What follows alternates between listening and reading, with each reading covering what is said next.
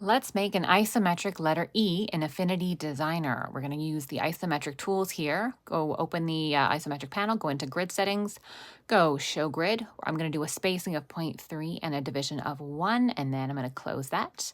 I'm going to go edit in plane here and drag that off to the side. I'm going to start drawing in the front plane with my rectangle tool, and I'm going to go 1, 2, 3, 4, 5. Make sure that you've got your snapping up here so you snap nicely to the grid.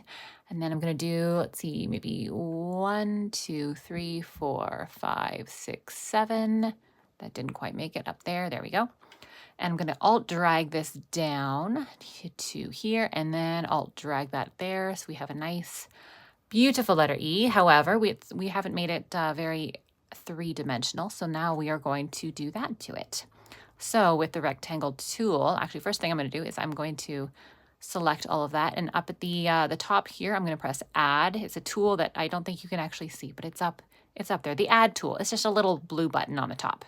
Yeah, okay, so now this is all one shape, although it does look like I missed here, and bring that, there we go. Now it's perfectly in the grid.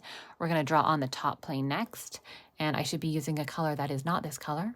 Let's see what we've got. We can use a lighter blue. How about yellow?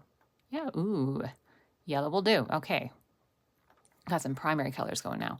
Okay, and then next I'm going to click Alt and drag that down here, but you see we've got a bit of an issue here. Now I could hide it under the E, but if I'm going to add a stroke, it makes it a bit harder because we don't want that to be showing as like a weird little triangle here. So I'm just gonna, I went convert to curves and just brought it down, or brought the anchor points over a bit, and I'm going to alt drag that down there. And now we need to do the side plane.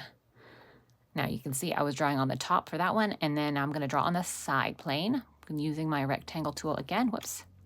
Side plane. I have to click it. That helps. Now, if we're going to keep our primary colors thing going, we can do a red, but I don't want to. So we're going to do like a nice magenta color. Yeah, okay. Well, that one's a pretty easy one because we don't need a lot of other side shapes. So that is pretty much our final E. We can group it all together. We can add a stroke if we like. I'm going to go over to stroke over here, and let's see, what do we want to do? We want to add just a basic black stroke. It's very, very nice. Put it onto the center. Maybe we'll make it so it's like a nice round cap. And I think that probably works. Let's go for something even, like just a 3-point stroke.